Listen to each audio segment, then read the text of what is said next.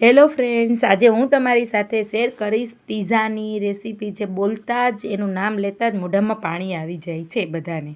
તો સૌપ્રથમ આપણે લઈશું આ ઇન્ગ્રીડિયન્ટ્સ મેં ડીશમાં બતાવેલા છે જે લીધા છે. એમાં મકાઈ છે, કોબીજ છે, કેપ્સિકમ છે, ગાજર છે અને ડુંગળી છે. ત્યાર પછી બધા વેજીટેબલ્સના મેં એકદમ પાતળી ચિપ્સ કરી લીધી છે. તેમાં કોબીજ છે, કેપ્સિકમ છે, ડુંગળી છે. આપણે જે સબ્જી સારી લાગે તે વધારે લેવાની આપણે. ત્યાર પછી આપણે એમાં સ્વાદ પ્રમાણે નમક છે, પીઝાનો સોસ છે, ટોમેટો સોસ છે, ઓરેગાનો છે, ચીલી ફ્લેક્સ છે, ચીઝ છે અને પીઝાના રોટલા મેં લીધેલા છે. ત્યાર પછી એક કઢાઈમાં મેં તેલ 1 ટેબલ સ્પૂન ગરમ કરવા મૂક્યું છે. એમાં હિંગ નાખી છે.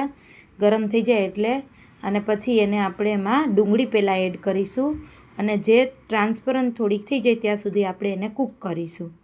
અને ડુંગળી કૂક થઈ જાય એટલે એમાં સ્વાદ પ્રમાણે નમક નાખીશું. આદુ મરચાંની થોડી પેસ્ટ નાખીશું. મેં મીડિયમ સાઇઝના મરચાં તીખા લીધેલા છે આમાં. અને ત્યાર પછી આપણે એમાં ગાજર એડ કરીશું. ગાજર એડ થઈ જાય પછી આને આપણે થોડીવાર 1 મિનિટ માટે કૂક થવા દેવાનું છે.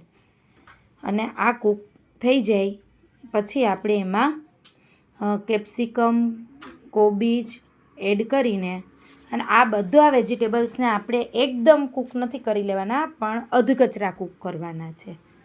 અને એમાં થોડું મરી નાખેલા છે, એડ કર્યું છે 1 ચમચી પાવડર. અને એને આપણે થોડી વાર માટે 1 મિનિટ માટે કૂક કરી લઈશું. અને આપણે એને અધકચરા કૂક કરવાના છે, બધા એકદમ કૂક નથી કરી દેવાના. એ વેજીટેબલ થઈ જાય ત્યાર પછી આપણે એક ફ્રાય પેનમાં 1 ચમચી ઘી નાખીશું.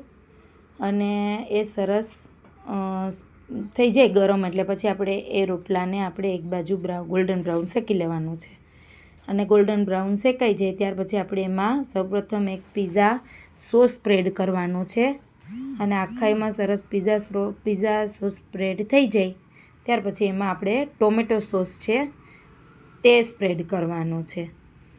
અને એ બધો સરસ રીતે લગાવીને ટોમેટો સોસ એમની ઉપર ત્યાર પછી એમાં આપણે જે કૂક કરેલા છે વેજીટેબલ્સ અધકચરા એ એમની પર આપણે સ્પ્રેડ કરવાના છે વ્યવસ્થિત એકદમ સરસ રીતે.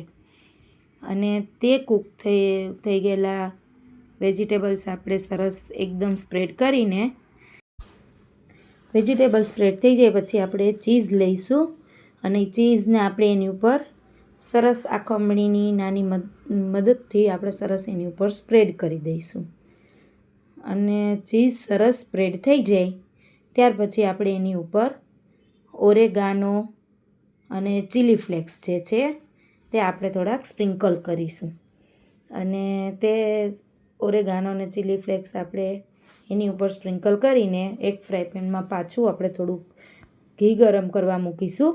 અને આ આપણે જે રોટલો રેડી કરેલો છે પીઝા માટેનું તેને બીજી સાઈડ આપણે ગોલ્ડન બ્રાઉન થાય તે રીતે કૂક કરી લઈશું.